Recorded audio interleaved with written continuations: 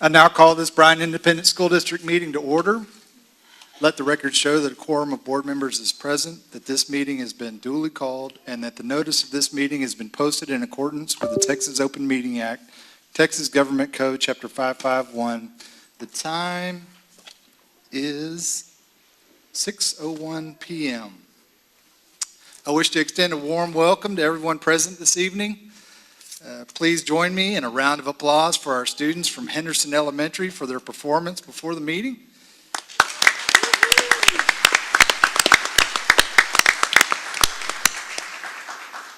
They had some incredibly strong and beautiful voices, very impressive. I ask that you please turn off the sound on all electronic devices, and we'll introduce our students and help them, or they'll lead us in our pledges. Do we want to do introductions? Good evening, everybody. So we're going to start with introductions. Guys, if you can tell us your name and your grade. My name is Asaya. I'm in third grade. My name is Hazel, and I'm at fourth grade. My name is Arlette, and I am in fourth grade. My name is Yeraldi, and I'm in third grade. My name is Rami, and I'm in third grade. My name is Maddie, and I'm in third grade. My name is Mia, and I'm in third grade. My name is Janae, and I'm in third grade. My name is Juliana, I'm in third grade. My name is Sebastian, and I'm in fourth grade. My name is Raul, and I'm in third grade. My name is Camila, and I'm in third grade. My name is Kristen, and I'm in fourth grade. My name is Sophia, and I'm in third grade. My name is Zona, and I'm in fourth grade. My name is London, and I'm in fourth grade. My name is Amara, and I'm in third grade. My name is Carla, and I'm in fourth grade. Pledges. So if you guys can stand over here with me. And parents, if you can stand up, and we're going to look at the pledge over there.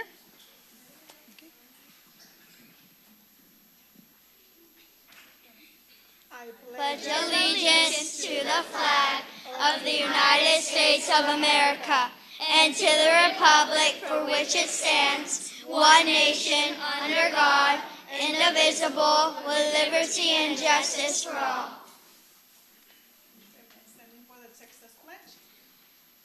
Honor the Texas flag. I pledge allegiance to the Texas, one state under God, one and indivisible. Great job.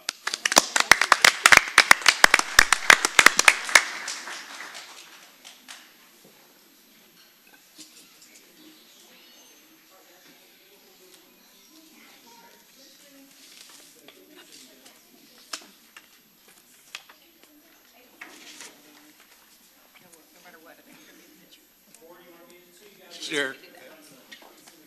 It's a little less weird. Little heads up here.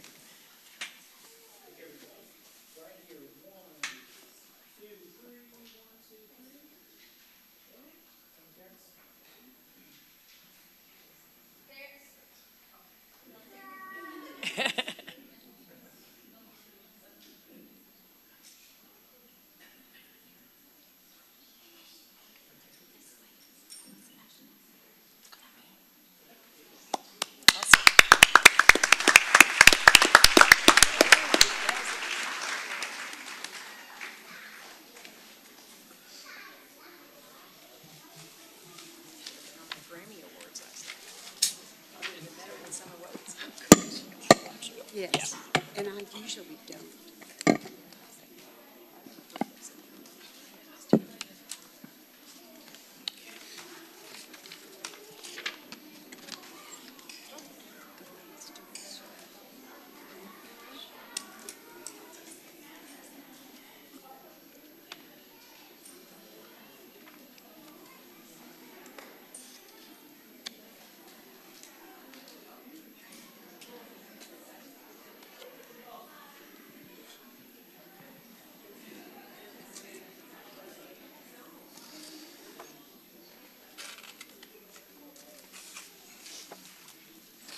Okay, we'll begin our agenda this evening with spotlights. Our first spotlight on the agenda is for Bryan College Station Chamber of Commerce Community Partnership Award pertaining to Junior Leadership Brazos.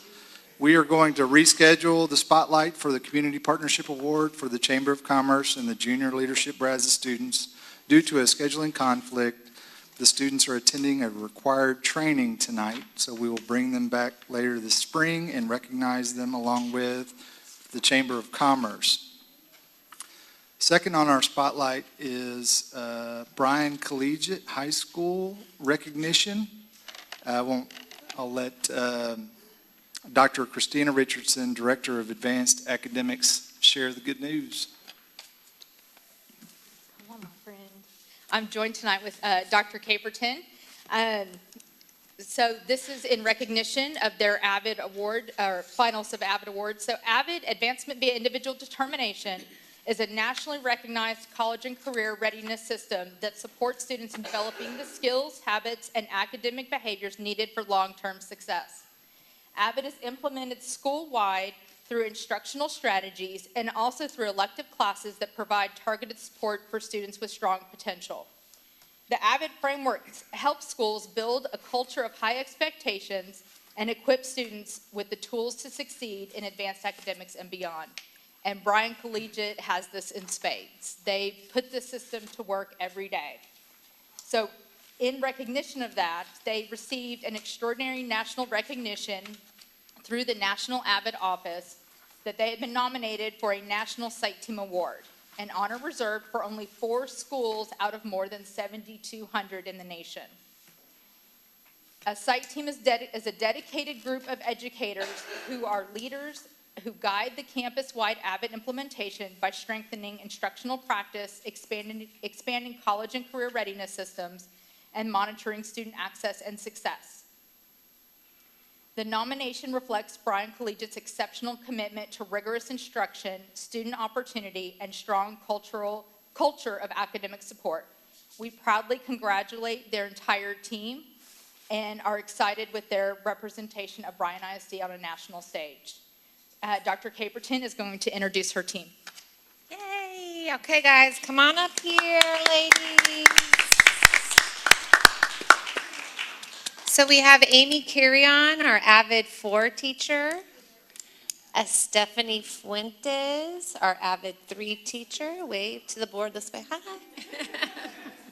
We have Trisha Ray, our AVID 1 teacher. We have Kaylee Thomas, Algebra 2 teacher. We have Emily Ratliff, biology teacher. We have Heidi Ragusa, our counselor, and Tori Brown, our world geography teacher. Is that everyone? Who am I missing? And Rebecca Reed with her, where's Emerson? Oh, Emerson didn't come up. Rebecca Reed, our English teacher. And this is our team. Yay!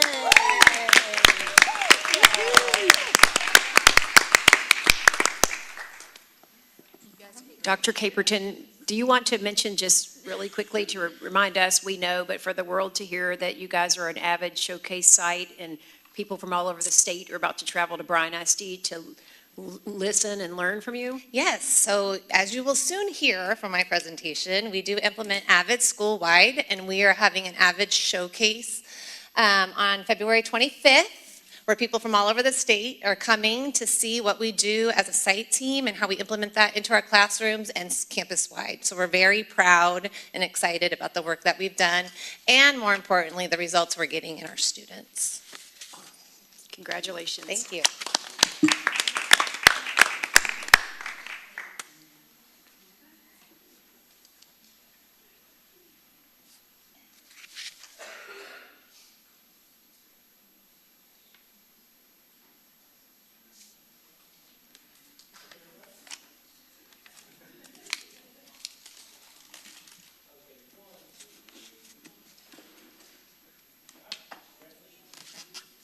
Congratulations. Next, we'll move to public comment on agenda items. Citizens may make comments about topics relevant to district business. Topics should be limited to 3 minutes. Comments concerning specific student or personnel matters will be heard in closed session. I don't believe we have any comments this evening. So we'll move to board member reports. Presenting our Finance Board Committee report, Mr. David Stasny. Thank you. The Finance Committee met on January 23rd. We had 3 members of the board present. Mr. Pavlis was out, so Dr. Harden-Wolf subbed in. So we had Mr. Sinis and Dr. Harden-Wolf and myself. And staff was Ms. Carabine, Ms. Friddle, and Mr. Roberts. We talked about with Ms. Friddle about the current year budget forecast. She's giving us a lot of specific information. And a lot of that, of course, is also being shared with the entire board. A lot of it, we went into a lot more detail and certainly getting a good idea of the difficulty of trying to be as precise as possible because of all the variables that occur in the public school funding system. So, but that was very helpful that we would have at least a good idea where we are and what to expect. Subject to, of course, all these variables that remain to be seen. We also got an update on the sale of real estate. We have the old grounds building on Highway 21 for sale, and that we got some information on how that's progressing. And then Mr. Roberts updated us on the early notice of resignation incentive, which sounds odd to if you don't know what it's about, but it's actually very helpful to know if somebody intends to retire then or leave for some other reason. We'd like to know that so that we can plan and not be trying to replace somebody at the last minute. That can be, again, very helpful. And so we got some good information on that. So that's pretty much my report. Thank you. Mrs. Waller, the Intergovernmental Committee report.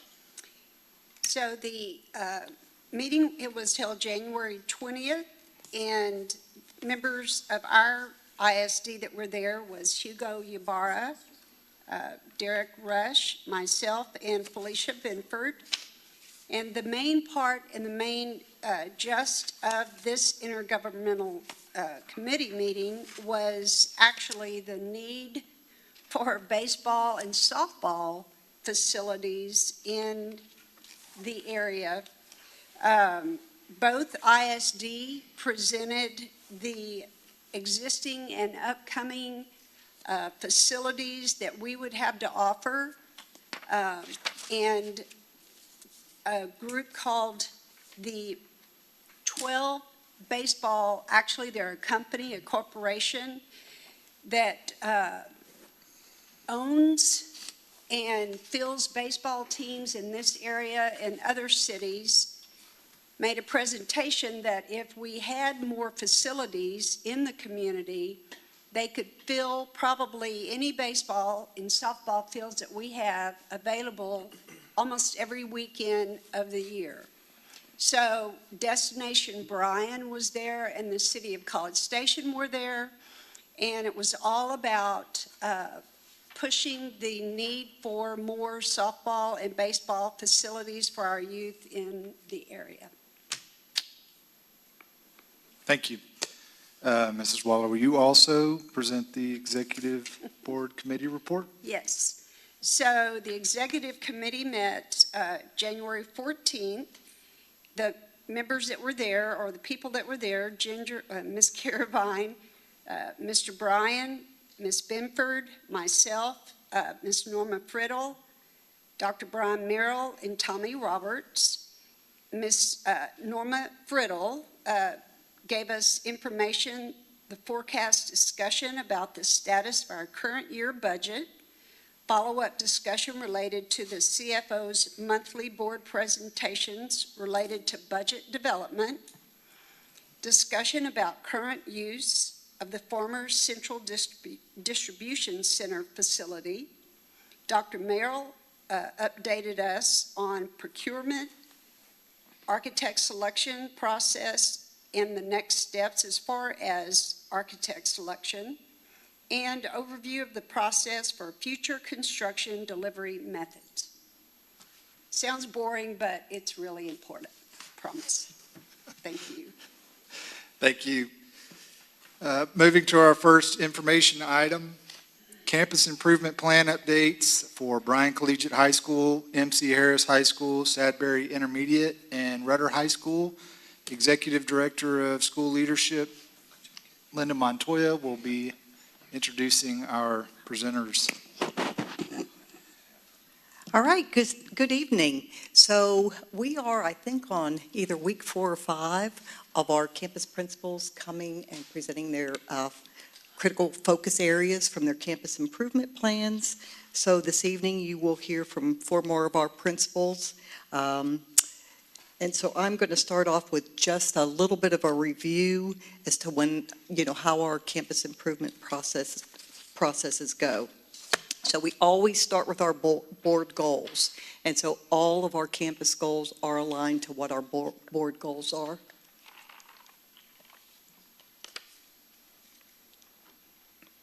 And so when we start the development of the campus improvement plan, of course, we start with our review of our vision and mission for the district.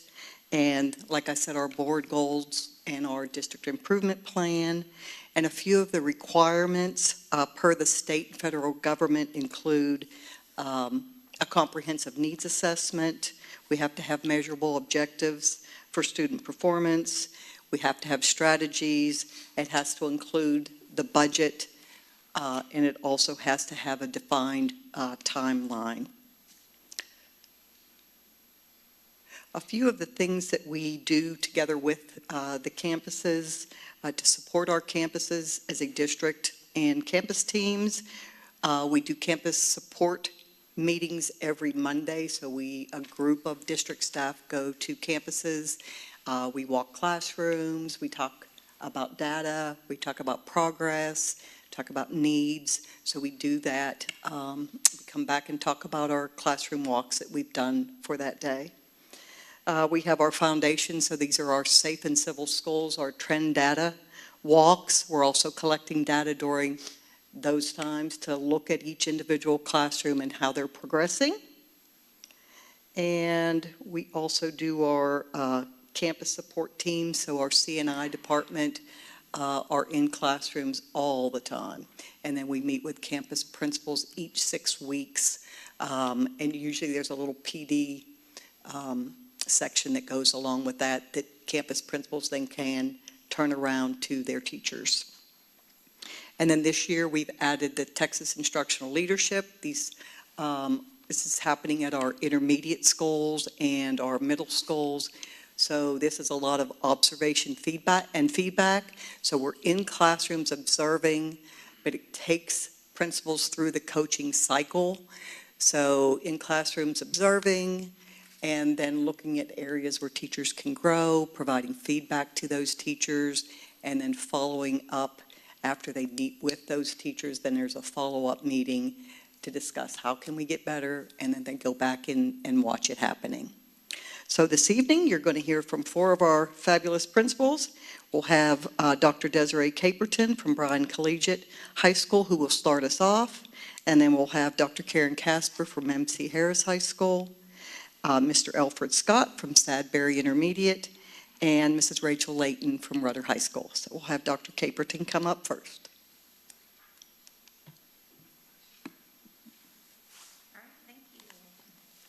Hello again. All right, so we're going to talk about rigor, data literacy, and campus culture, and how we do that at Bryan Collegiate. And just FYI, that is the picture on the bottom is our full Avid site team, who you just saw. And then at the top, 5 of us got to go. We were very fortunate to go to San Diego to be recognized at the national level for being an Avid site team. So very exciting.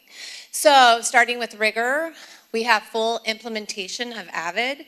So we have it in two ways. We have the elective course, so a freshman AVID, sophomore AVID, junior AVID, senior AVID, and every student in our campus is enrolled in AVID. And then we also have it campus-wide, where those strategies that we're teaching the kids, we're doing it through all of our classrooms. And the big push on that is Wicker, which I know you've heard that from other campuses and other presentations, but writing, inquiry, collaboration, organization, and reading. And last year and this year, our big focus is the C in Wicker for collaboration. And two of the strategies that we're doing are philosophical chairs and Socratic seminars. And this is just to help students access the content and talk about it at a high level and just really engage with what's happening. And then we have focused note-taking, planners, and disciplinary literacy, which is happening across our campus as well. And if you are able to come to our showcase, these are things that you will see in action in our classrooms. Next thing is data literacy, so improving achievement with just understanding where we are with our data, what that looks like, how teachers can address gaps where needed. So we're intentionally monitoring the data. We have student goals, we have mastery checks, we have data check-ins, and we do that as a campus, we do that as a department, and we even do that one-on-one with me and the teacher. And then also for our CCMR bonus outcomes, we're really pushing this year more than ever to try to increase our math passing rate for TSIA. We do a great job with English, but with support from the district with some embedded things that we're going to do in Algebra 2 and Geometry. We at the campus level are also, for the first time in a long time, we're going to do a boot camp to get kids prepared to take the TSIA math. And we'll do that all through the data. And then ultimately, you know, we want kids by their junior or senior year when they finish Algebra 2 to be ready to take that next college math level course over at Blinn. So it's a win-win for all of us. And then of course, campus culture, so just building that relational capacity that we have with our kids, with our staff, and with our families. So we do have something called school families where we have 7 houses and 21 families, and they meet all the time and they're learning SEL, and we do competitions, and if you've ever been to one of our pep rallies, they're huge and fun, and it's all family-centered. Levels of support for our students to be successful. So we have support classes, we do tutorials, these boot camps I'm talking about, any way that we can reach the kids to ensure that they can access that high level of rigor in the classrooms. We do clubs, so we can get students outside of the classroom involved in what's happening on our campus. So for example, we have gardening, we have intramurals, we have class councils, just trying to get the kids connected more than just on an academic level.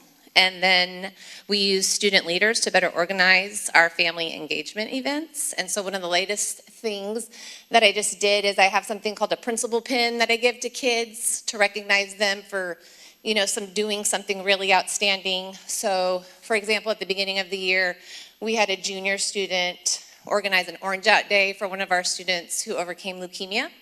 And she got the whole campus to dress up, and so it was just really exciting, and the teacher had no idea. She just showed up and was like, what's happening? So it was really a special moment. So then I took those kids who earned the principal pin for whatever reason, and we met to talk about our student interview night that we had a few weeks ago.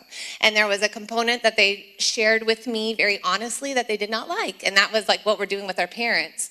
So I said, okay, well, how are we gonna make it better? And they said, let's have running testimonials, let's have a student panel. Why don't you guys, the adults, get out of the way, because you're boring, and let us take control of it. And it was awesome. I had parents who came in the fall to listen to Ms. Beachuk and I speak, and then they came to this while they were waiting for their students to interview, and they were like, oh, this was much better. Thank you for doing this, we really appreciate it. And so it was fun to say, well, it wasn't us, it was the kids. So it's just another fun way to get the kids involved and do better. Any questions? Oh, that's how I like it. Keep up the good work. All right. There we go. Okay, so at MC Harris, we've gotten really good at graduating kids.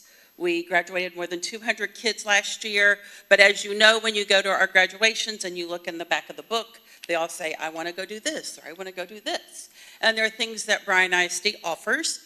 So thank you for supporting our efforts to provide CT opportunities for our students. it became much larger than originally anticipated, like we were going to phase this in. But one fateful day last June, we met with Laura King, and we went through every kid who was going to start the year with us. And she was like, this kid can do this pathway, and this one can do this one. So things changed. Our kids go to Bryan and Rudder and C-Tech every day. Transportation has worked with us, and they bus our kids where they need to go and bus them back. Bryan and Rudder are working with us because some of our kids have to end the day there, but our day ends before their day, so they're in one of their edge labs. It has been really awesome to see our kids doing things Friday.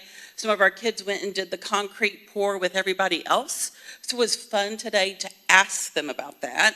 And so it's something that our kids before didn't have the opportunity to do. On campus, we have the entrepreneurship small business certification. After working through a few kinks, that's now going well. Kids are passing the certification test, so our CCMR numbers will look really good once those start to count next year. And then I'm going to go to the bottom one next. So increase the number of students who are college, career, military ready. That's kind of always been an afterthought at MC Harris. Again, we were so focused on graduating them that we didn't concentrate on all the other things. And so this year we've worked on increasing our number of students who are in the College Bridge Language Arts and Math classes, increasing our CTE certifications. We are really preparing our kids to take the TSIA. It's not just an afterthought. When we gave it last week, usually we don't have anybody pass because we just didn't prepare our kids for it.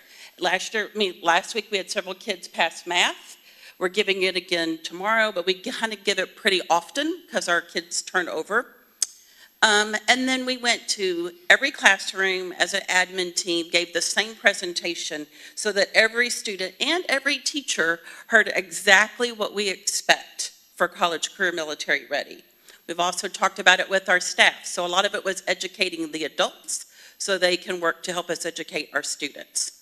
And then finally, MC Harris hasn't ever really offered a lot of other things for our kids to get involved with. We've had esports for a couple of years.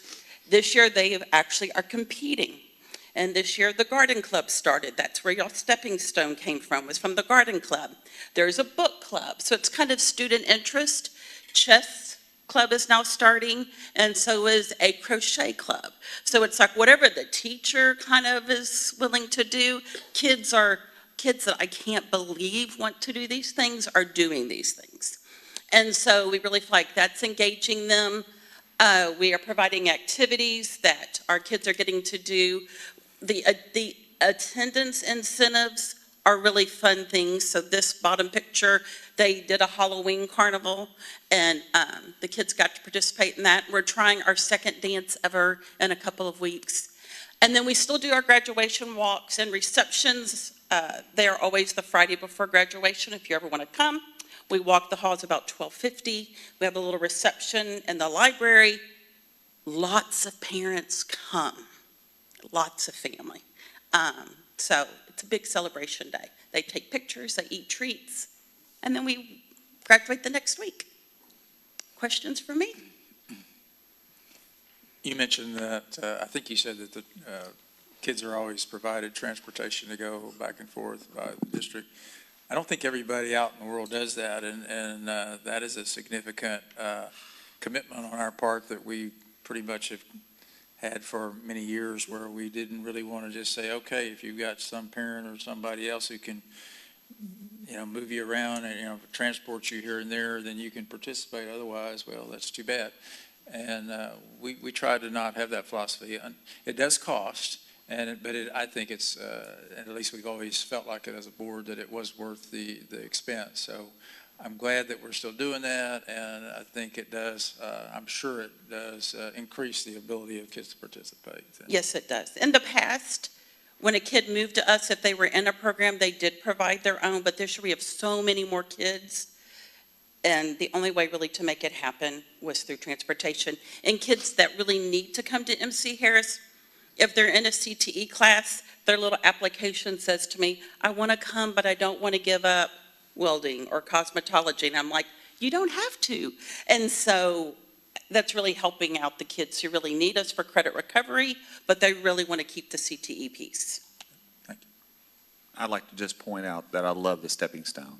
I saw Thank you. that. So, yeah, Yeah, beautiful. Thank you so much. You're welcome. What kind of growth have you seen in the certifications with the CTEC addition to MC Harris? Well, everything is an improvement. Right. That's true. Because we didn't really earn, maybe we earned 1 or 2 on our own a year.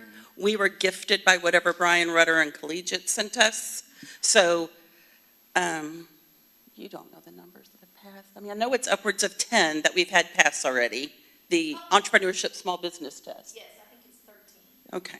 And so like if a kid comes to us from Collegiate and they already have their college hours, then we're plugging them into TSIA so we can get that bonus outcome funds too, hopefully. So. We have several kids that have finished, like an auto mechanic, just finished his certification, because that was one of the things he had to wait to graduate, because he was finished with his classes, but he hadn't passed that test. And I know that was a worry, was our kids sometimes graduate early and we didn't want to mess up their certifications. The CTE teachers have been awesome. So we kind of contact them as our students are getting near graduation. So they tell us we need them to get this done so we can get their certification test done. And the CTE staff has really been amazing in helping us get our kids certified. And the fact that Rudder and Bryan High are letting our kids stay on campus is helping some of our kids, because we do get some of the kids because they've had attendance problems, and like in Cosmo, they have to have like 800 hours. So they're getting that additional hour in the Cosmo lab that they wouldn't get if they were coming back to us or going to an edge lab. So we appreciate the fact that their teachers are being that, helpful for our kids. Yes, so this really isn't, I mean, like, yes, we are kind of facilitating, but Rudder, Bryan, CTEC, they're all transportation really helping us make this happen. We appreciate the fact that they meet with us monthly. Parker and Casey and Laura meet with us monthly and kind of talk us through everything, because this was a whole learning curve for everybody at MC Harris too, the CTE program. Oh, okay.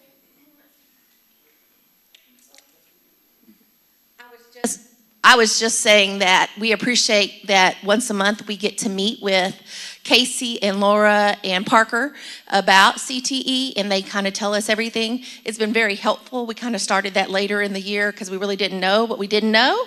And now we have learned so much. I've been at MC Harris since 2015, and this is the first time really we're doing CTE, so it's been a learning curve, but it's amazing because our kids are very excited to go. And they talk about it. And they're like, I'm going to automotive. Bye, Miss Godfrey, I'll see you. I'm going to Cosmo. I'm like, okay, see you tomorrow. So they're very excited. And I was saying also that Rudder's teachers are very helpful in Bryan High because, like, for instance, Cosmo kids have to have like 800 lab hours. We have some kids that have attendance problems that are in the Cosmo program, but they're having that additional period at the end of the day now to make up those hours. And so it's been very helpful for our kids. So we appreciate that with the Rudder and Bryan High and CT staff. Y'all seem like you're fired up again. Is it almost like a revival? It is a revival. Like our building actually feels different. It feels. Coach Francis is with us now. I don't know if y'all all know that, but Coach Francis is at MC Harris, and he's like, there is a different feeling in the building from the beginning of the year to now. And like kids are talking about, I really want to finish this study guide for my TSIA because I really want to go to college. So like they are having like goal-oriented conversations with us. And that's the other thing that we have really seen is our kids they're filling out the scholarship applications, and they're coming back and they're filling out those college applications. And, we get to help so many kids, and I just appreciate that from all of y'all supporting MC Harris and our kids, because we're graduating kids and putting people out there with certifications that are going to be able to make money right away. And they wouldn't be able to maybe do that if they didn't have welding or Cosmo in high school. So we appreciate that. So good. Yep. Thank you. So thank y'all for doing that for MC Harris, Dr. Merrill. I think you led that. Thank you. Yay.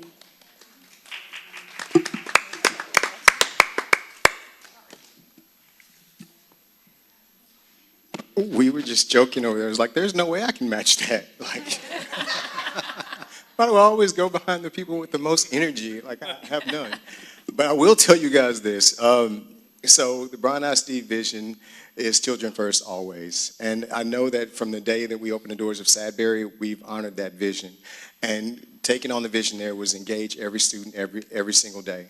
How do you put children first? Well, you engage them every single day, because if you know your students, you can grow your students. And one of the things that we've done since we've opened the doors at Sadbury is we kicked off intramurals at the intermediate level. We've built a choir from the ground up, and it's amazing. Our fine arts, we have clubs that, just to cut to the chase, there's something at Sadbury for everyone. And I've always said the one thing that we could stand to improve upon is getting the scores where they need to be. And to that end, that's where we have our big ticket items for not only tonight, but this year. And that's where our focus has been. Yes, we still do all the things that we do that make us Sadbury, such as the intramurals and the choir. But these things, as far as what we do on a daily basis, is to make sure to improve instruction and grow our students. So that being said, our admin meetings are focused on data, on campus data, and improving student performance. And to that end, we make sure our walkthroughs are aligned with what we're seeing in the classroom as far as the student growth, as far as the data that we're seeing in our admin meetings. So that being said, we want to make sure that what we're seeing in the classrooms adds up to student growth. And to that end, if we're not seeing it, then what we're doing is we have the intervention period focused on those low SEs where we come up short. And so we feel like we can get students where they need to be because we have a smaller group in our Mustang University's classes, or what we call our student intervention periods. And then the number one thing I think as a campus, excuse me, that we've done is we've changed the focus from teacher-centered instruction to student-centered instruction. If you guys look at our T-test rubric, you'll see smack dab in the middle is proficient, whereas where a lot of teachers are, and nothing's wrong with that. But you can see right there that we're talking more about what the teacher is doing and less about what the student is doing. We've had to the left training, which is basically moving our teachers to the left of that, meaning we should see more student-centered activities and less teacher-driven activities. Because at the end of the day, who's going to be the ones that take the test, right? It's going to be the students. So that being said, when we have walkthrough, and Ms. Montoya mentioned earlier the TEAL, the Texas Instruction Leadership Walks, when we do those, what we do is we make sure that we give the teachers quick fixes that can help their classroom become more student-centered and less teacher-centered. And to that end, we want to make sure that our kids are growing. And then finally, our PLCs are focused on monitoring the student growth with teachers. What they do is they bring in their classes. They bring in like one particular class, and they'll have their students divvied up into high, medium, and low. Where the kids scored last year, it may be masters, and so those are your high students. Our goal is to keep those students there, and we want to move the kids that were at meets to masters. And we have our other students who may not be at meets or masters, they may be at approaches. Well, we want to move those students to meets or masters, masters being the goal. But you know, if we can't, you shoot for the moon. If you can't hit it, you land amongst the stars. So we want to get them to meets. And that's the whole focus of what Sadbury is doing this year. Because again, we're going to do the things that make us us. But we want to make sure that we get our kids where they need to be at the end of the day. Questions? I'm sorry, I'm not as energetic as you were. Okay, well, thank you. Thank you.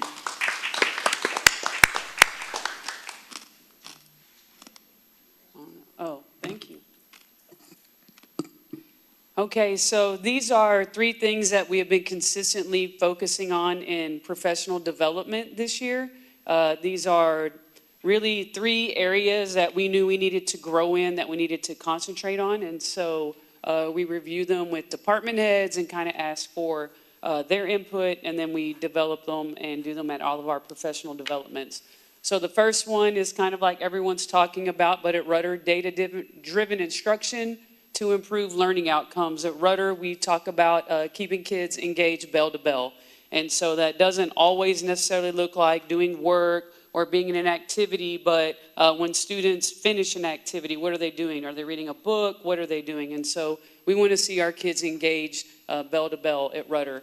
So we do look at student data. I know Sarah Chupp comes in, Dr. Chupp, and we use a lot of her, we call them the Chupp charts, to look at where the kids, and we set the goals. And after every DBA benchmark, our final exams this year, we looked at, did the kids grow? and did kids, we have unfortunately kids in meets and masters, did they go down to approaches? And so we want to know who those kids are, talk to those teachers so we can start intervening immediately. And so we do have those data discussions, especially in our PLCs for our teachers who do the end of course classes.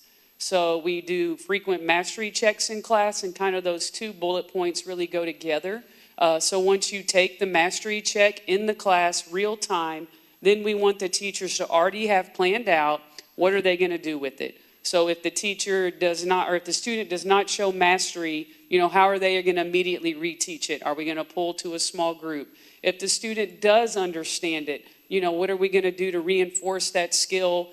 Maybe how can they justify more reasons? How can they show us another way to do it? And then how are we going to extend instruction? And so for our students, who whatever skill or whatever content we were working on when we do the mastery check, if they were able to show mastery at that point, then we need to start extending learning. And so these are all things that we want planned out ahead of time in their lesson so that we can see, based on that live mastery check data, what are we doing in our classes? And that's when we talk about being engaged bell to bell, is what that kind of encompasses.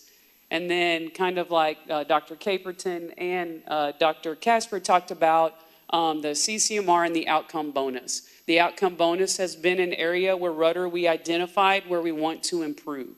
And so we do a great job, I believe, CCMR, in getting our students with the industry-based certifications, and now like we have to as being program completers, but we really felt and are looking at our outcome bonus. And so with that, that is a big focus on our TSIA 2. And so this year, looking at our students, a lot of our students, even with their SAT scores, do not have to take the ELA portion, and so a lot of it is in the math. And so you're probably hearing a lot of the trends. And so a big part of that is done without a calculator. And so that is the parts that we are really going back and having to go over with our students again, like square roots even, and different things, and dividends and things that they have to do without a calculator. And so, which with the end of course, they get the calculator. And so a lot of these skills we're going back. We had one of my assistant principals was my instructional coach for math. She was holding tutorial sessions after school, going into that last assessment before we left for the winter break. And so we have now taken some of our kids, our advanced students, AP students who still need to take the TSIA 2, who have holes in their schedules, and instead of being office aides, they are now into TSIA 2, basically some classes to help them. We're using platforms through Edgenuity so that they can take quizzes and focus on these math skills so that they can get through this TSIA 2. And so if we can get the bonuses, then we feel like that's a major goal for Rudder that we're really trying to hit. And so, and any of our kids who've already passed the TSIA 2, we are making sure that they have the industry-based certification or whatever it is that they need to be a bonus completer for us. And so that's something we've worked on with our department heads and also talked about in professional development, kind of what can every part of our school, what can they play in that process.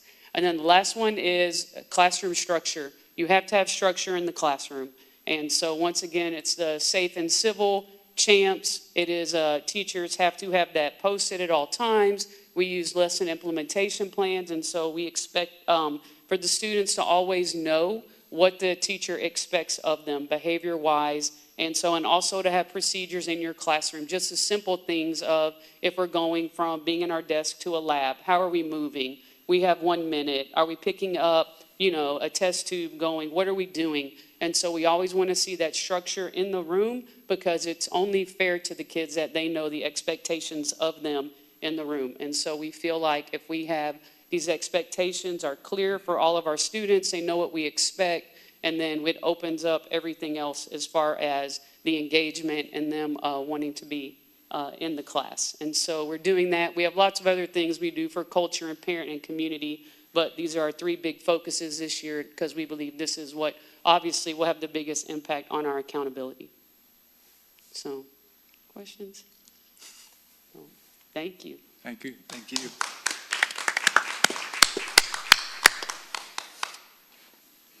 All right, any last questions for our principals? All right, thank you. Thank you all so much. Good job. Thank you. Yay. Next information item is a bilingual programming update. Dr. Georgiana Adams Molina will present, Director of Bilingual Education. Good evening.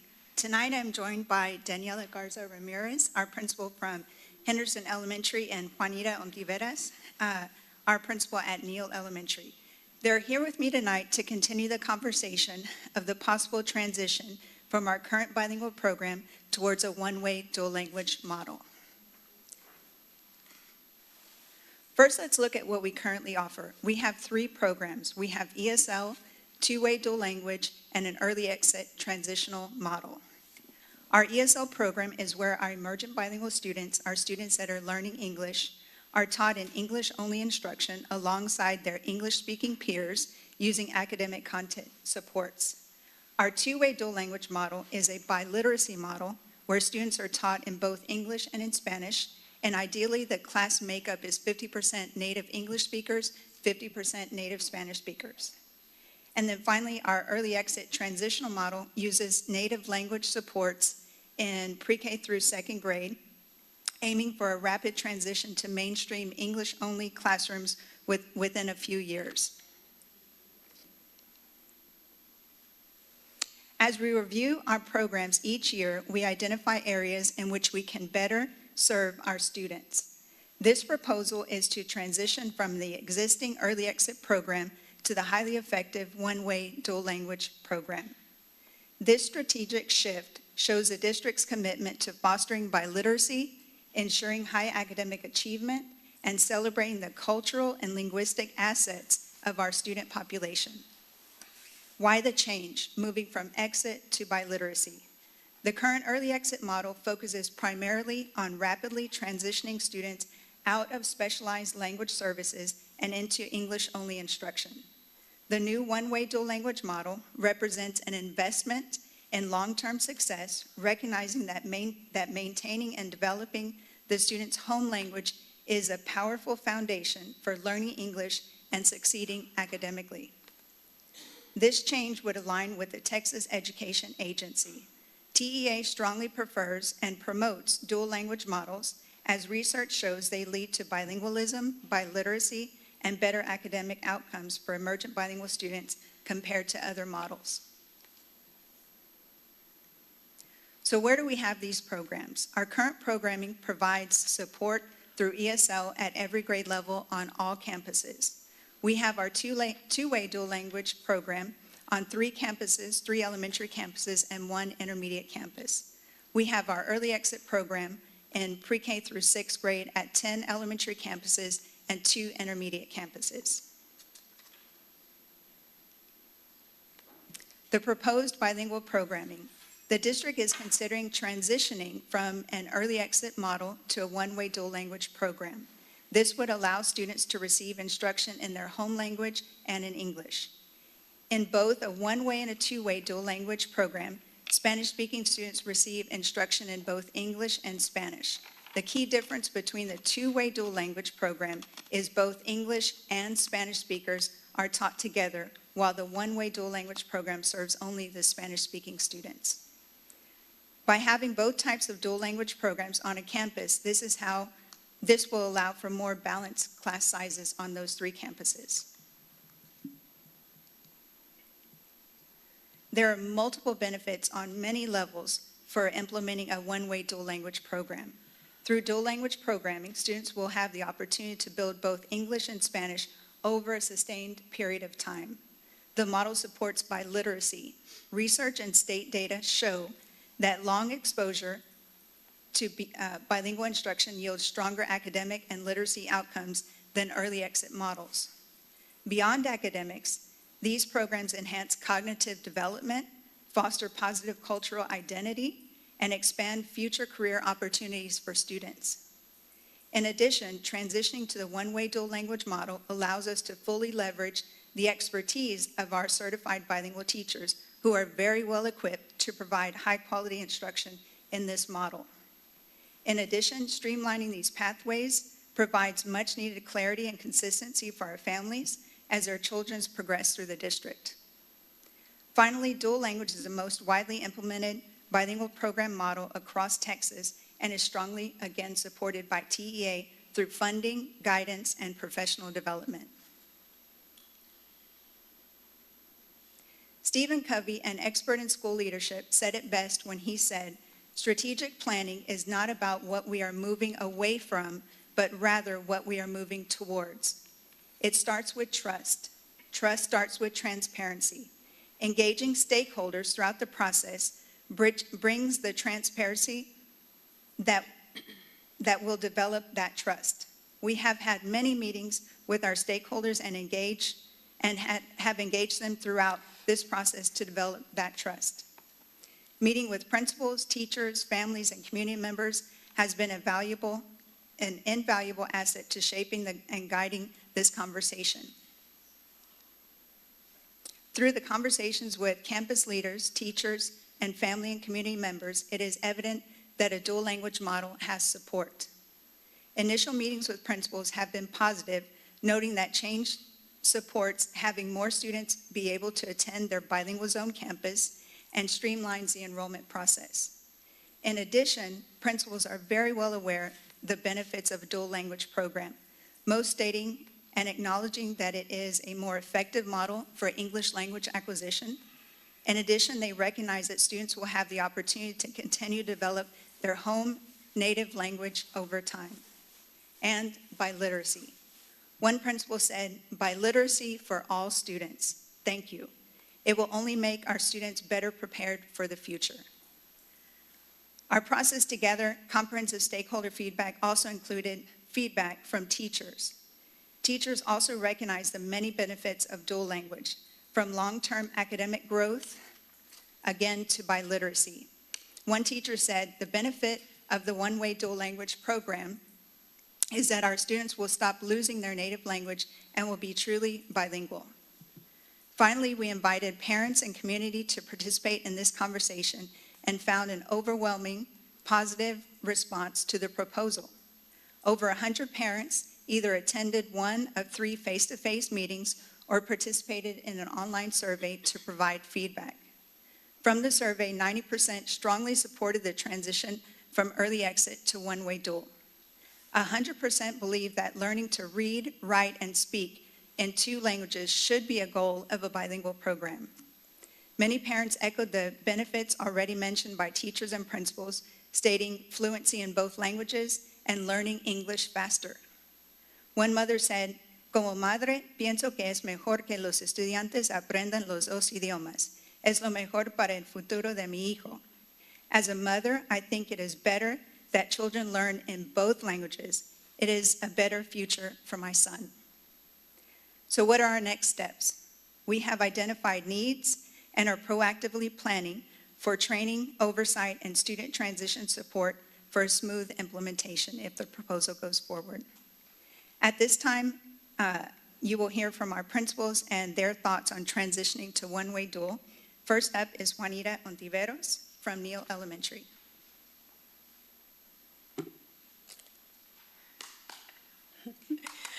Okay. All right, well, good evening. So really at the heart of this conversation is our students, and that's why I strongly support moving from an early exit model to a one-way dual language. So we serve students who come to us with incredible strengths, one of them being their home language.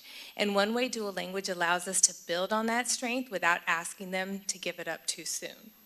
We know that students who develop 2 languages don't just become bilingual, they become better thinkers. They show greater problem-solving skills, improved focus, improved cognitive flexibility, but beyond the research, we see it in the classroom every day. These students are more confident, more engaged, and more successful. A one-way dual language is also a stronger path to English, so it's not about delaying the English, it's about developing it well with the long-term goal of biliteracy. So students gain English, but still continue to grow academically. But really the most powerful, I guess the most important part of this is that this model communicates to our parents and students that who you are matters. Your language is an asset.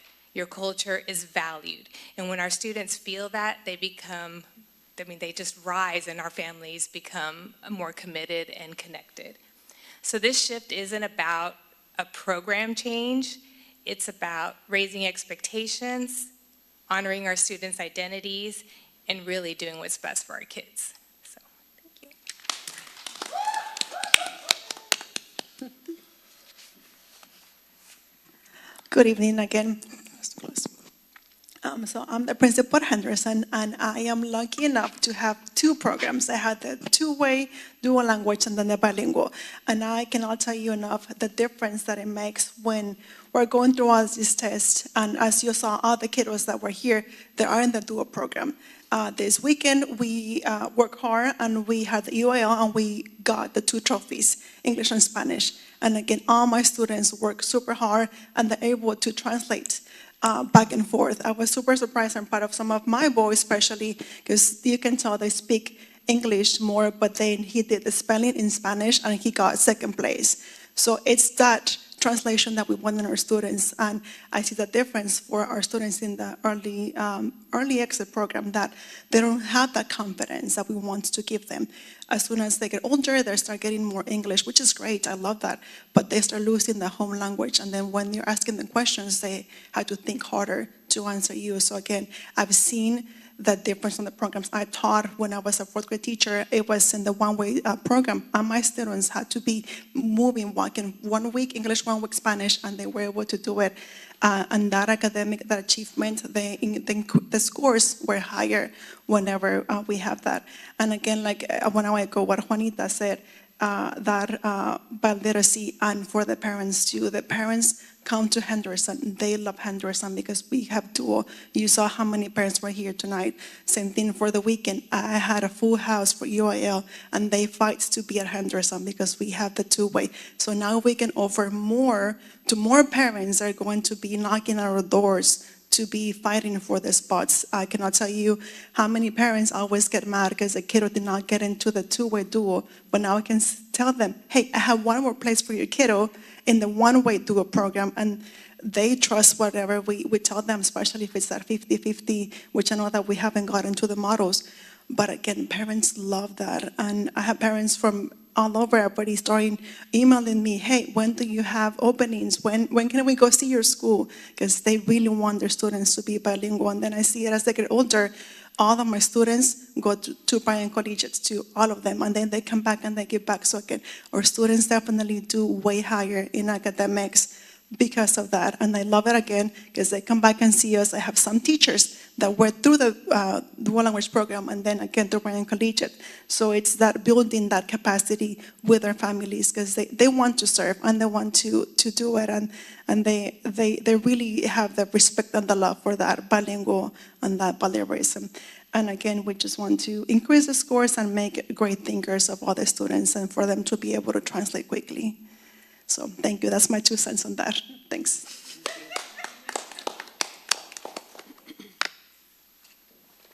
Do you have any questions at this time? So I have one question. I mean, this is the second or third time we've heard it in the boardroom, and in layman's terms, what's the difference between early exit and one-way dual language? Good question. With the early exit program, students have access to English and Spanish instruction from pre-K through 2nd grade. And then 2nd grade, 2nd semester, it's only English instruction. With one-way dual, it would give them access to both languages, the English and Spanish instruction, from pre-K through 6th grade. Okay. If you go to the mic, the media listens in and.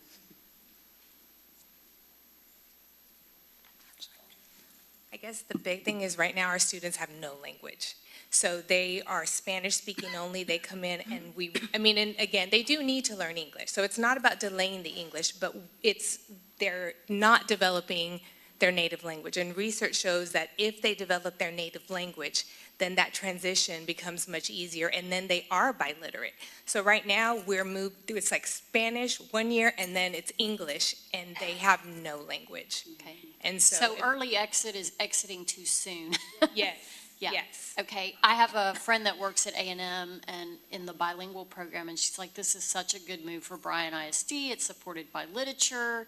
It's what the recommendation is. I'm like, I didn't know enough about this to know, but thank you for that explanation. Appreciate it. Dr. Molina, one other question. 90% is great for the family and community survey. How long was that open for, and how many surveys were sent back? We had over 100 people that responded to the survey, and it was open for about 7 days. Okay. So immediately when we sent it out to all campus principals who put it on in the Tuesday folder and then on their social media. And probably within 24 hours, we had at least 50 to 60 people responding, and it was overwhelming. It was overall very positive.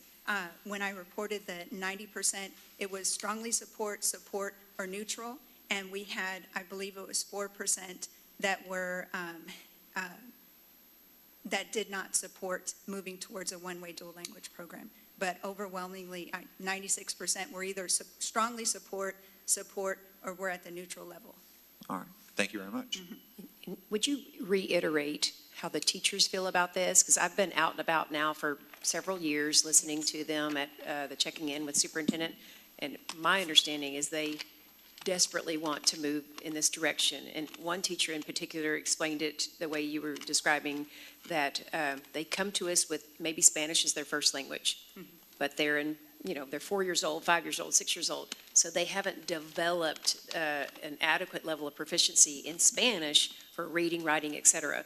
And then if we push them into English too soon, she said, then they're not adequately proficient in Spanish or English, and then they're struggling in subsequent years of school. She said if we would let them develop both languages, especially with their first language is Spanish, imagine the possibility. She said they could learn the concepts and process and be critical thinkers in their first language, which would speed things up, if you will, for the English acquisition.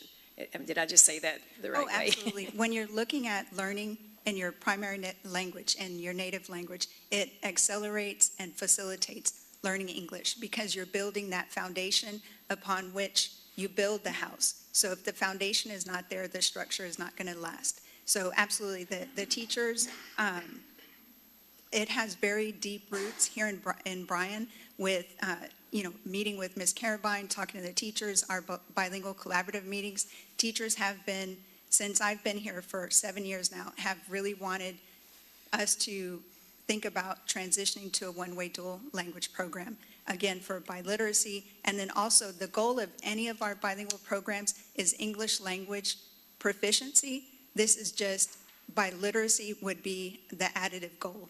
But that's the main goal for our ESL, for our two-way dual, for our early exit, even early exit, the goal is English language proficiency. But this is an additive goal of biliteracy. And then would you elaborate, please?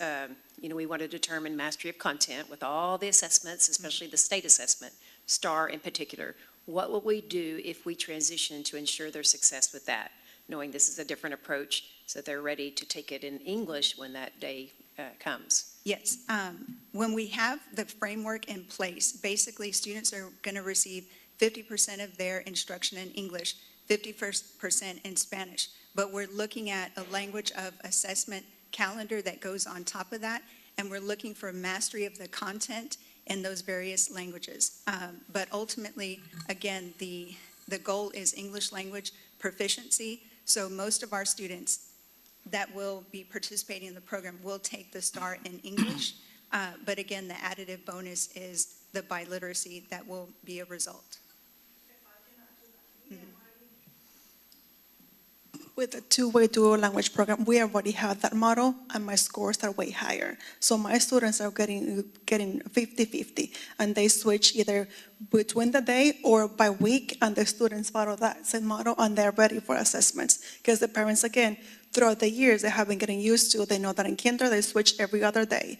In first grade, every 2 days. In second grade, by week. And again, the parents know, the students know what to expect, and the students are expected to meet that level of academic language, whether it's English or Spanish.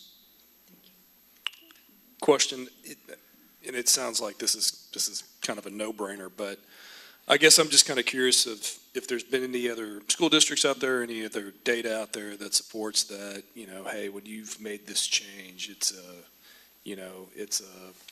objective and marketed change in proficiency or academic, proficiency or anything like that.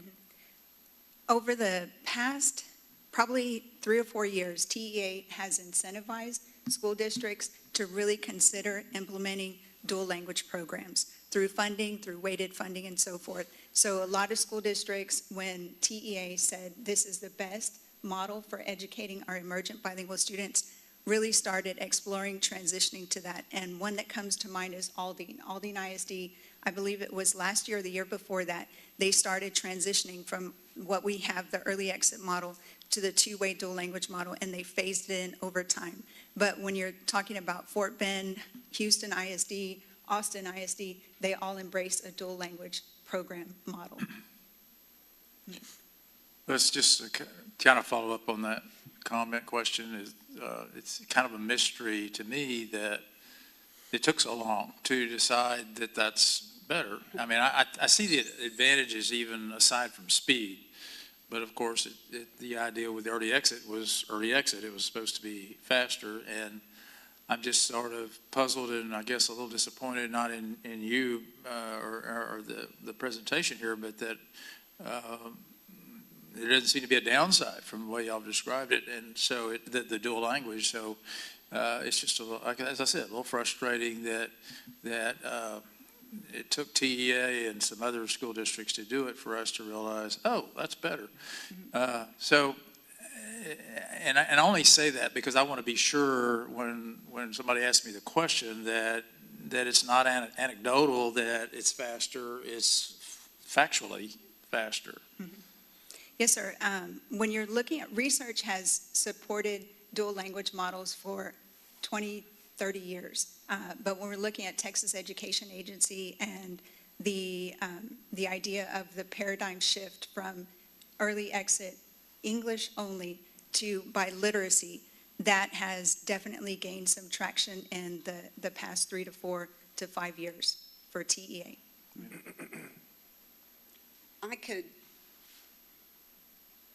It's like a revelation in my mind exactly what it all makes sense, because when we exited so early, they didn't really have a vocabulary or grammar yet. So we took them out of their language before they had their own home language vocabulary and grammar. And then we're asking them in another language to understand vocabulary and grammar, just to name a few. And now they're able to grasp their own language, the basics, and then once they get that, then, oh, well, I understand now, it makes sense in Spanish, and now I see the relationship in English. And another thing, raising sons, nothing against men and their learning styles, but I can see that going from left brain to right brain to left brain to right brain by doing this and staying with it all those years, in those developmental years, and helping in things like algebra and geometry. And I used to use Spanish as an example of that too, but now they will be doing that anyway. And things like science and biology and things where you have to use numbers and fractions. And so it's just going to help those dual language students, once they get to that point, to be able to go from left to right brain.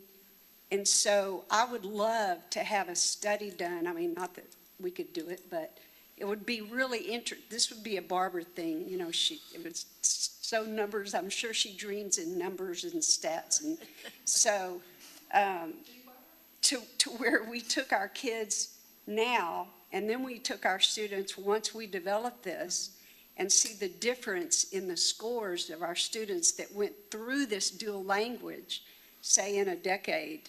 And as far as the math, relationship in math and algebra, or math and science and things that They go left brain, right brain with. And the Absolutely. reason I say boys is they develop maybe especially 7th and 8th grade a little bit. That's why it's kind of good for them maybe to be a year older by the time they get to 7th and 8th grade math, so they can go left, right, a little easier, have a red shirt year in there, but anyway. If we implement this program with fidelity, we anticipate to see those gains in academics and student achievement. Absolutely. Mhm. Well, thank you very much.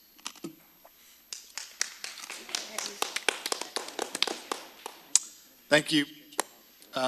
Our next information item is Chief Financial Officer Norma Friddle will be continuing our budget development series.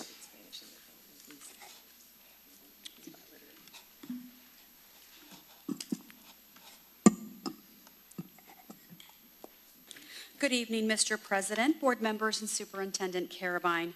Tonight, we're continuing our budget development series with a high-level overview on school bonds. We will walk through some of the common questions that may come up from a taxpayer, a board member, or a school employee's perspective. Because our district recently passed a bond, there may still be some questions about what that means, how the money is used, and how it's monitored and reported to the public. Tonight's goal is to help everyone better understand the basics and feel confident in how school bonds are handled. I've personally selected a few key questions that I think are the most relevant to this topic, and I'll be happy to take any additional questions at the end of our presentation. So here we are in February, moving right along, and this month we are focusing on school bonds. So what is a school bond?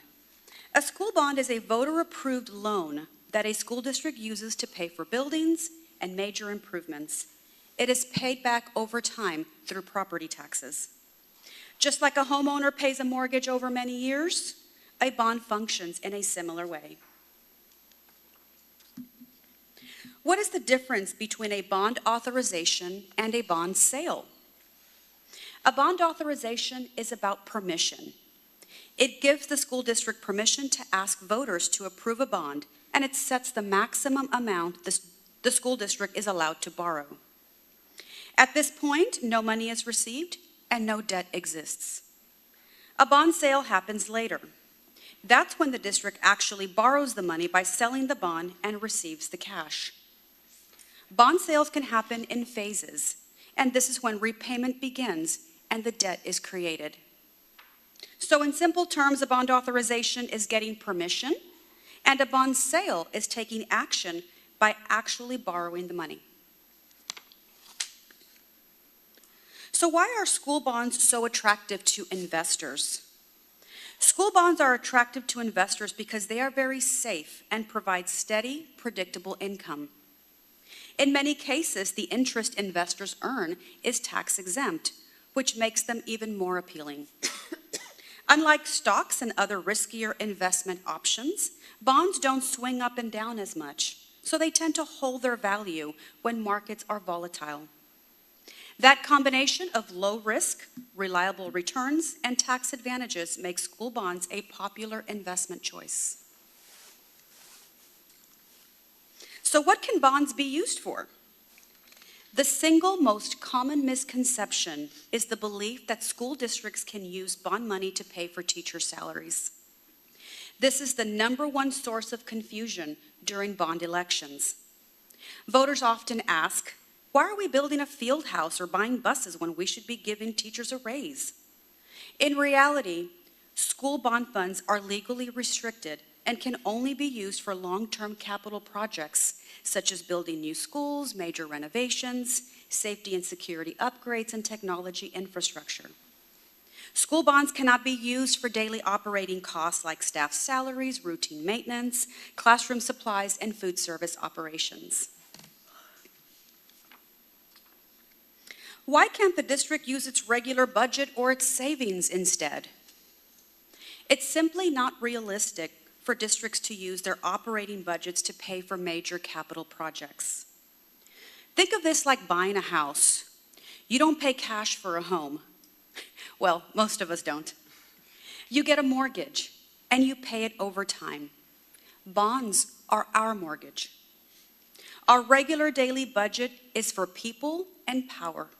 85% goes to pay staff salaries and keeping the lights on. The state has not provided a meaningful increase in school funding since 2019. Inflation has eaten up every spare dollar. We literally cannot save up millions of dollars for construction without firing staff or cutting programs. It's mathematically impossible to pay cash for modern schools. So from a generational fairness perspective, bonds make it possible for today and tomorrow's students to share the cost of the schools that they all benefit from. How fast do bond proceeds need to be spent?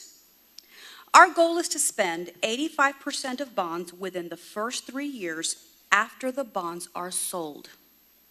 The IRS requires this to avoid penalties called arbitrage rebates. But honestly, it's just good business. Taxpayer money isn't meant to sit in a bank account. This is one of the reasons why we sell bonds in phases. We don't borrow the money until we are ready to put a shovel in the ground. This strategy saves millions in interest and keeps your annual payments lower. In construction, time is money, so staying on schedule is actually the best cost-saving strategy that we have.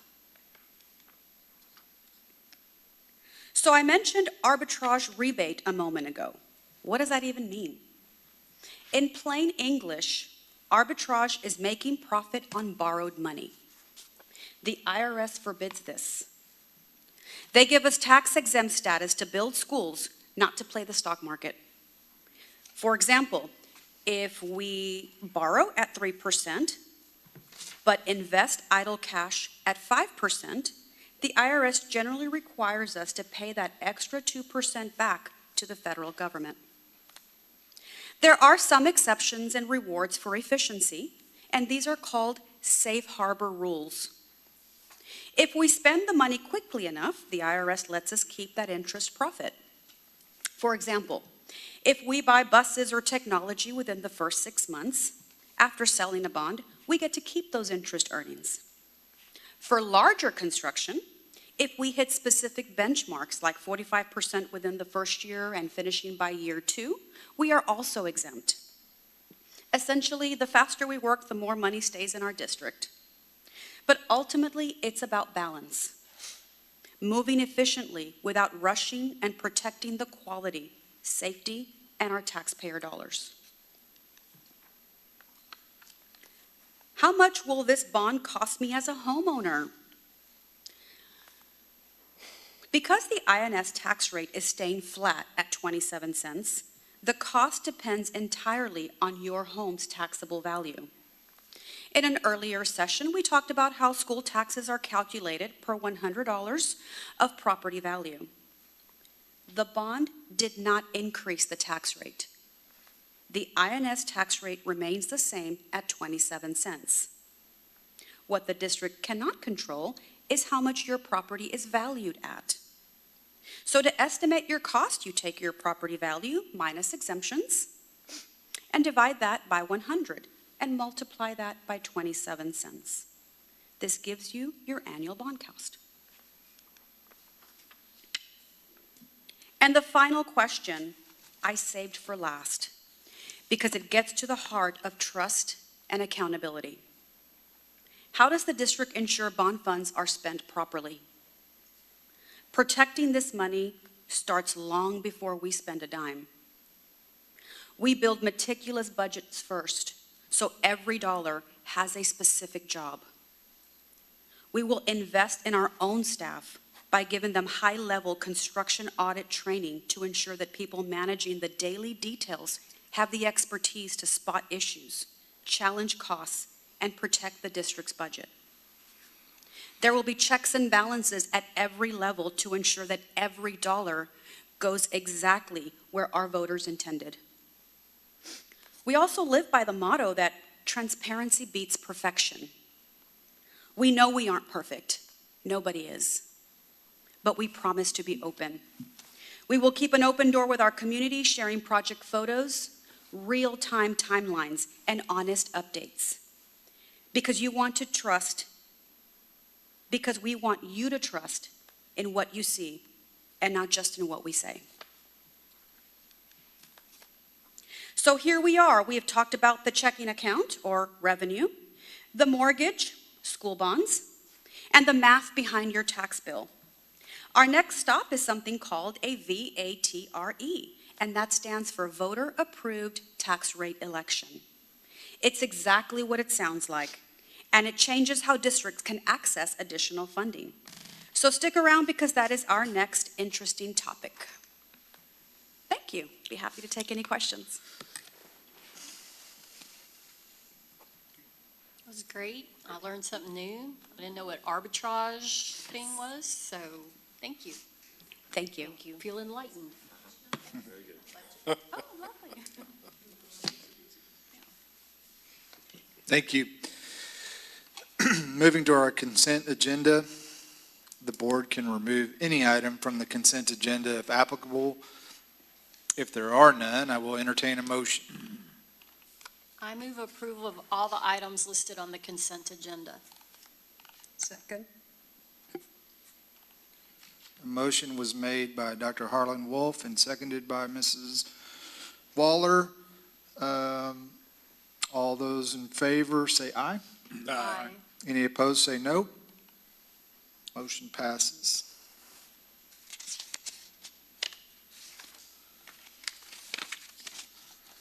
Our first action item, to authorize the superintendent to negotiate and enter into a contract for architectural services related to the 2025 bond referendum. Deputy Superintendent Dr. Bryan Merrill and Director of Construction Services, Mr. Bobby Griffin, will present. Absolutely. We're going to go through just a few quick slides just to sort of set the stage for the conversation here in a few seconds. Y'all have seen this slide. This talks a little bit about now the bonds have passed, preparation and planning, which is where we are now. Obviously, Ms. Friddle did a wonderful job of talking about the bonds and what would happen there. The first sale would be in 2026, in August, coming up, $290 million, and then again in 29, and then again in 2031. So it's a 3-time sale is the way it would work. And we've been preparing and planning for tonight, to be honest. So what you look on this slide, you'll see the architects and engineers. We had a comprehensive selection process. What that means is we did an RFQ, request for qualifications. We received over 20 different architects and 20 different engineers that submitted their qualifications. We went through and evaluated those. And then out of those 2021, depending on the architects and engineers, we selected 11 different architects to interview, and we selected 6 different engineers. And out of that, obviously later here in a few minutes, you'll be able to see the recommendations. Again, it was a 8-person team that not only did the RFQ process and going through that, but then the invitation of bringing those architects in for an interview. And that same team went through that process of interviewing, and it took us we talked with the campus principals ahead of time just to make sure as we were going through the process that we were looking for the proper things. And it was a wonderful process. We were in the boardroom, had so many qualified candidates. We told each one of the architects and engineers, congratulations when they made it to the interview stage, because about half of them had been eliminated just right off the bat. It was a very close process, to be honest. We're excited, the ones that we're bringing to you tonight.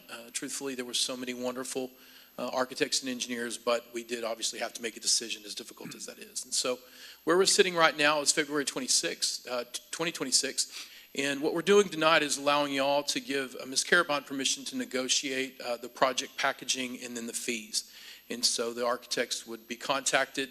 They would be arranged a date to come in, and they would sit down with Ms. Carabine, myself, Ms. Friddle, Mr. Griffin, and we would negotiate the fees for the projects is the way that it works. And so that would be happening this week.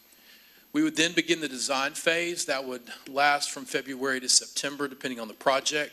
That's where we would engage all of our stakeholders, campus, community, everyone to really get a handle and an idea on what we're looking for from the program design, what's going to be included, what does it look like, what do we envision. And so that process takes a little bit of time, to be honest, which we've got until August till we sell the bonds, but we want to hit the ground running. In September and December, depending on the project and how long that design phase takes, we would then begin construction, and that would continue through 2026 or 2027. Mr. Griffin, would you like to add anything to this? Well, it's the process of getting as much design through first schematic programming and then actual design so that we can hit the ground running. So at this stage, we're just looking for the permission to let Ms. Carabine negotiate with our recommendations. And I guess at least one of the purposes of going with multiple more architects is so that it'll speed things up possibly? Yes, sir. We did, as that conversation began and as we looked at the projects that we had for the bond, that was the way that we decided to move forward. And so because the bulk of the sale will come in this August, we knew that many of the projects would start hopefully in August and we would hit the ground running. So that was our local decision to do it that way. Well, it gives us the opportunity to run several large-scale projects simultaneously. And that's going to just help us expedite. We still will have the same boots on the ground, getting everything vetted through our stakeholders, but it gives us an opportunity to spread the operations so we can get more work done concurrently. Question. So in the conversations with these architects, I mean, and I recognize a few of the names on here for them being local firms. I guess my question is, and that some of these projects that we have are big. Do we set a timeline for these guys and say, hey, listen, we are trying to hit the ground running here. Right. If you can't commit to that, or if that gives you pause for any reason, exclude yourself, or I guess. We have some wiggle room per se, so we still are looking at the actual separation of the projects themselves. But part of this is we do have to do this in a two-step process.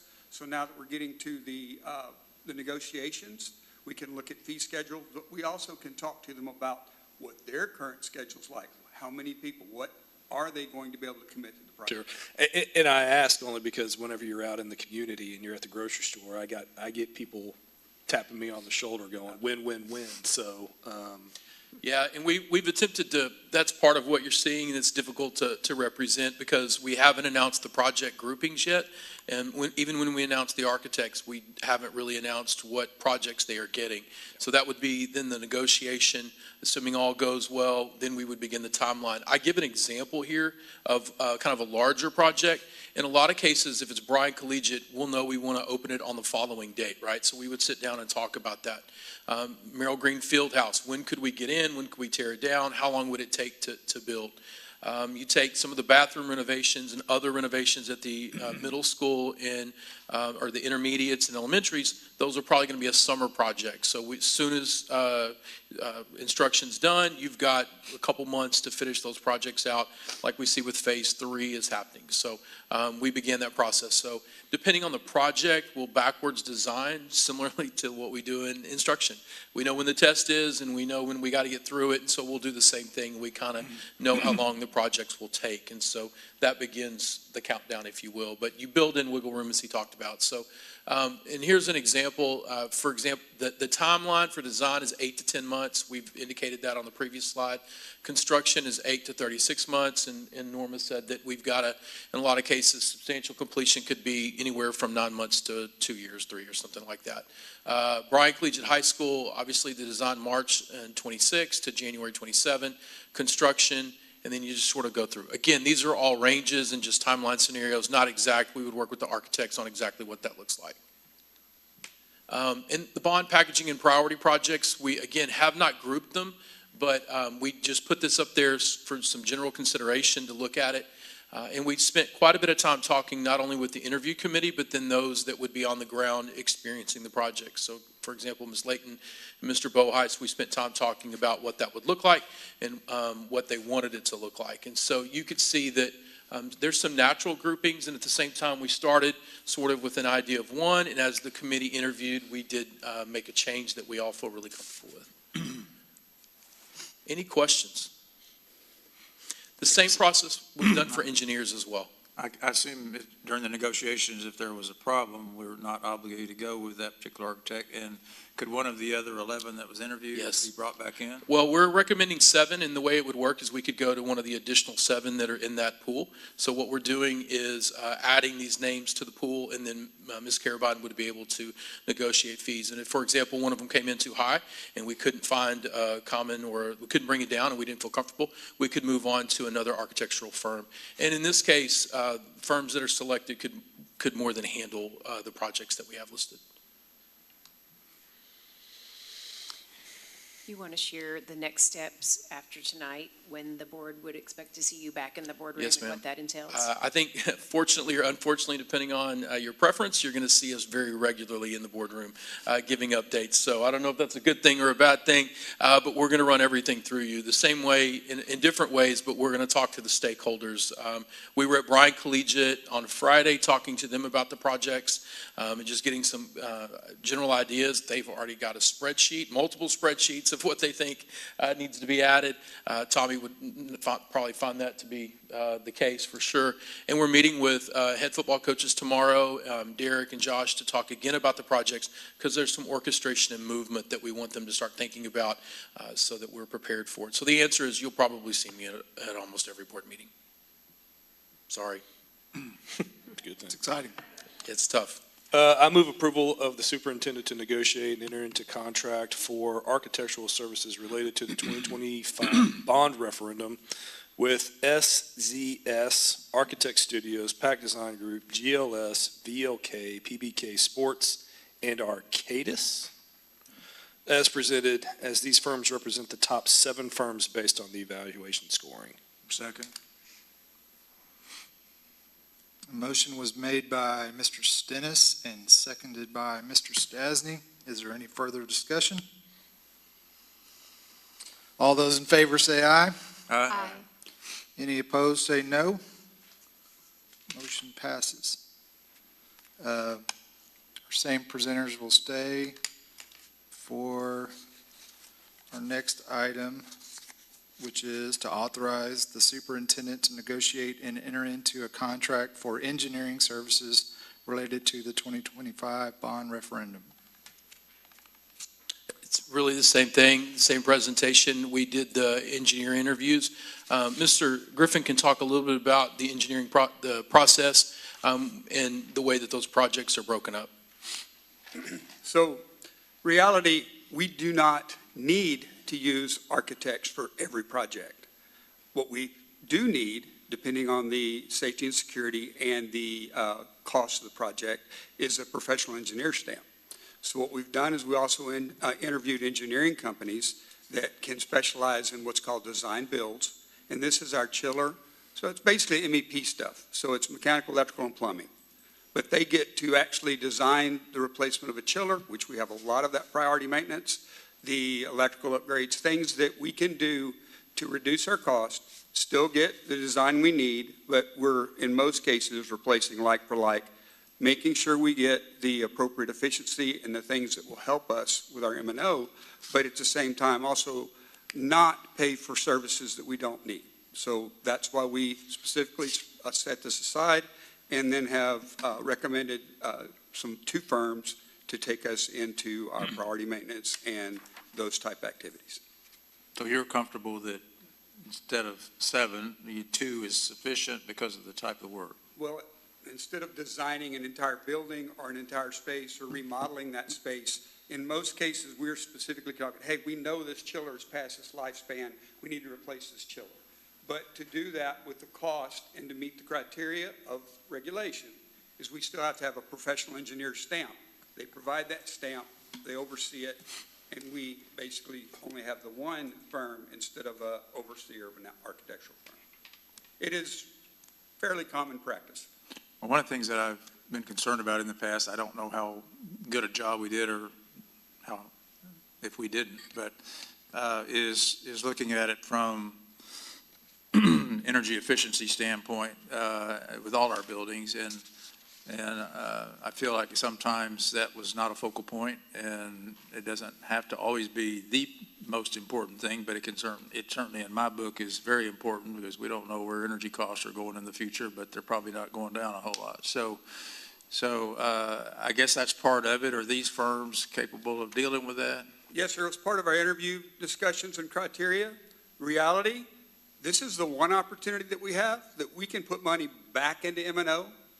We can't use INS funds to help M&O, but if I put a more efficient piece of equipment in and it saves us money off our energy bill, that directly affects our M&O. So there is grounds for us to make sure. And BTU does offer rebates when we meet certain efficiency criteria. So we'll be heavily looking at all of that when we do changeouts. Well, and some of it also is, which I guess is back to the architects as far as design of the buildings, to make sure that we're not just having a lot of heat sinks That is unnecessary. something we'll be doing under the architectural side, yes, sir. But specifically in this case, we're talking about the engineering.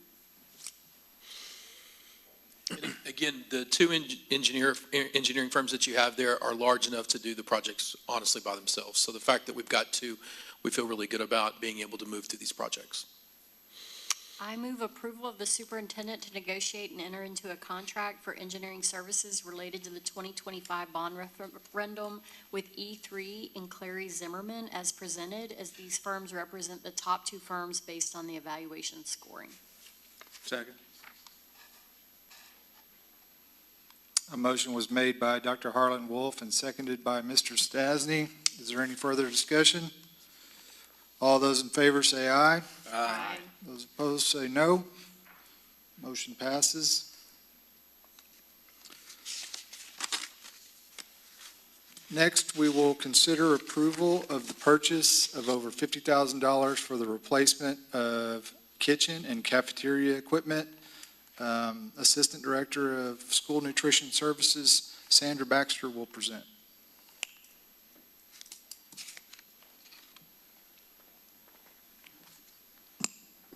Good evening, Mr. President, members of the board, Ms. Carabine. Thank you for the opportunity to be here today. We have 5 schools that are in need of replacement equipment, and this is equipment that is no longer functional within our kitchens. Our kitchens are operating down right now.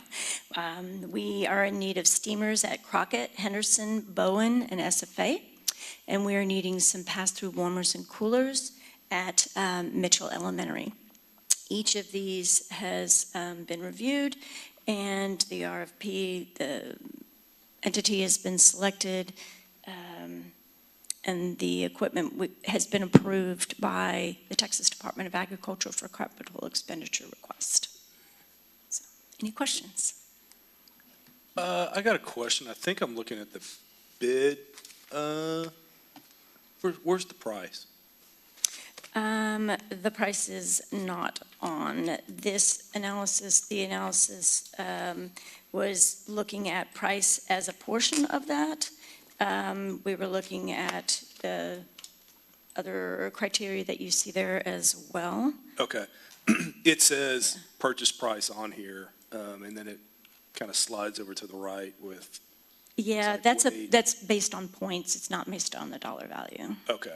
Yeah, the individual prices, Well, I mean, I guess just where I'm going with that is, it's just kind of, it looks like a bunch of bids, and I'm just curious to know, are you getting the cheapest, the most expensive Cadillac, which one? And again, not that it necessarily matters, but just out of curiosity with those bids. So the calculation for that is based on looking at the lowest price and where this falls based on the lowest price. So if you're just following that one line across the top, you could see where it landed for that. Okay, so it's is this kind of a weighted? Yes. Okay, got it. Thank you. Yes, sir.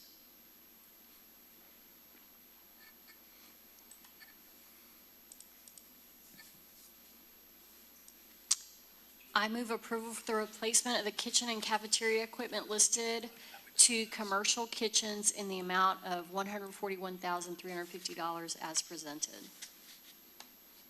Second.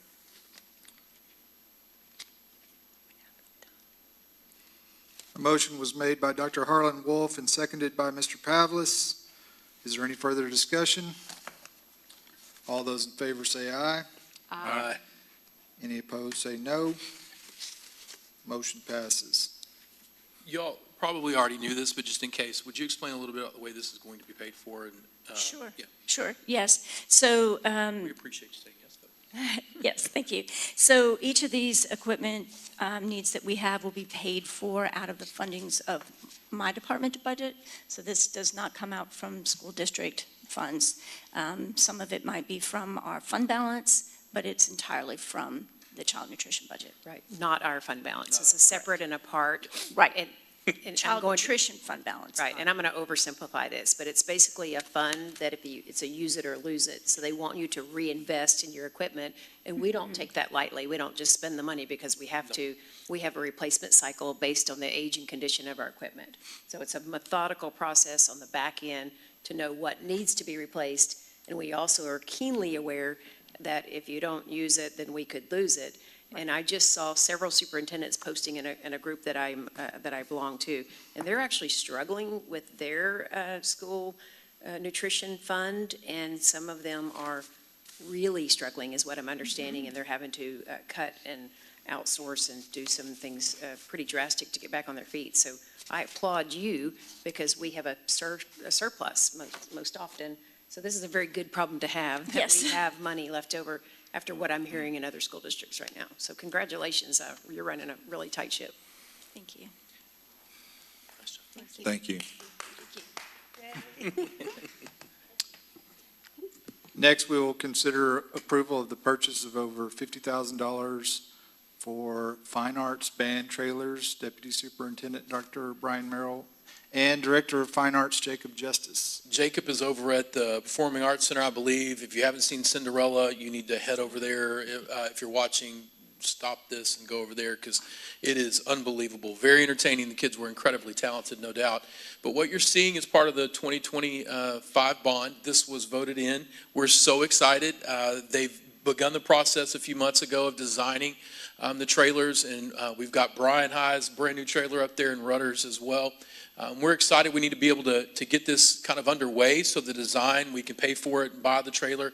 And then obviously inside, they'll construct everything. It's not just blank inside. If you've not seen one inside, it's really pretty amazing. All the various compartments and shelving and everything that goes into it is quite remarkable. Again, Brian's had one. It is decades old and falling apart, to be completely honest with you. Our CT department has fixed it multiple times, but its useful life is now gone.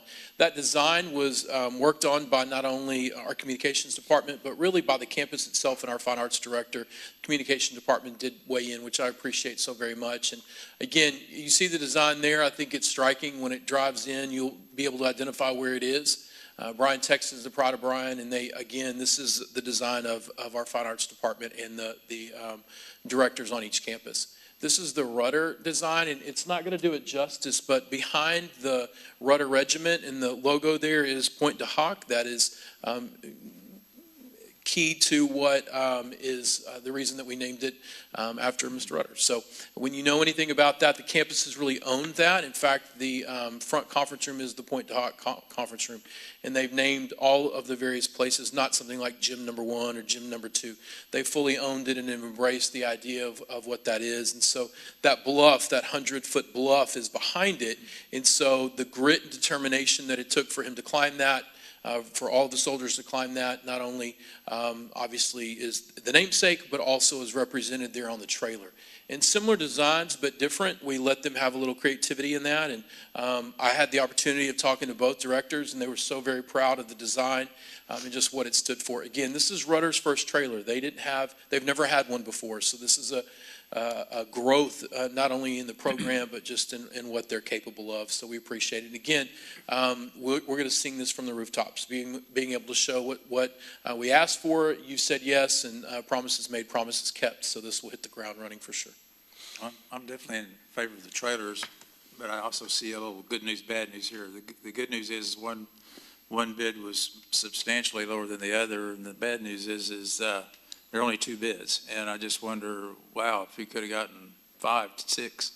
So that's it, 2 companies. Unfortunately, it's a specialized type of process. I was going to guess, there's probably not a lot. There's just Not a lot of people It's probably in a the trailer lot. business. There's Yeah. probably a lot that have just a trailer, but not the interior Specialized. stuff, Yeah. I'm Yes. guessing. So, well, it's just, it's always a little scary when you don't have that, any more than that much competition for the bid. And so it's, but what else can I say? I mean, if y'all tried, I guess, everything you could to get bids, and great, because I don't know that that's something you have to have in Texas.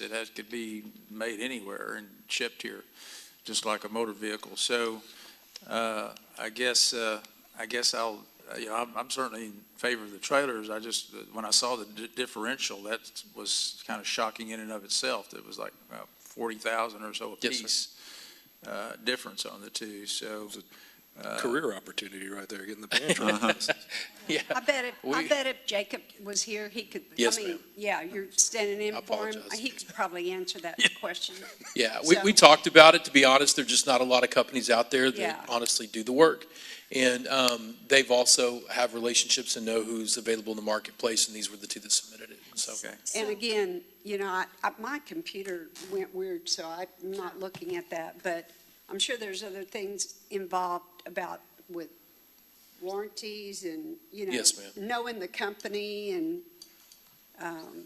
fixing it just like we needed it. But I'm assuming if we needed to, we could call Jacob and Yes, talk ma'am. to him about it. I've been to Point Doc. Have you? Yeah, it's really spiritual. Yeah. Really neat. Brian, you, The gyms are the Armory and the Foxhole. Yeah. The entire campus is built around Entire James campus Earl is- Rutter. you mentioned this is being paid with 2025 bond money? No. well, it's 2020. part of what we had in the, we asked for. We're using 2020 money, but it was Gotcha. part of the 2025 bond. Gotcha. Yes. We have bond savings from 2020, so that's where the money's actually coming from, but it was part of the 2025 bond. Gotcha. I apologize for not being. So we can do it now. Yes, ma'am, we Uh, can. Yeah, My- we We haven't we sold didn't it want to wait Yeah, for that's them kinda to where I was sell going in with it. August, because then it wouldn't be I here in time for apologize. football Yeah. season. Yeah. So do we have vehicles that can pull these things? We rent them, yes, ma'am. Yeah, we do. We rent them. Okay. We don't have them on, like, sitting in the yard somewhere, but we can make it happen. Yes, ma'am. Okay. So I've looked in both of these, the old ones, and Oh, so gosh. I move to approve the approval on this, so. He's seen it firsthand. Yes, so I move approval of the purchase of 2 fine art trailers in the amount of $282,000 from Stadium Creations. Second.